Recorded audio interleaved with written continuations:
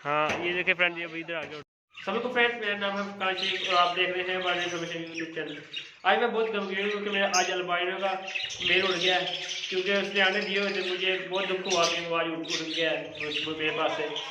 उस उसके बाद मैं किसी और के नीचे पोस्टर करूँगा आपको।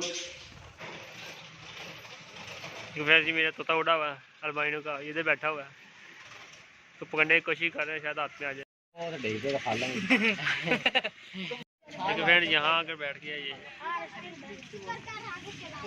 लेकिन फ्रेंड इसकी फीमेल तो बॉक्स इधर रखा हुआ है।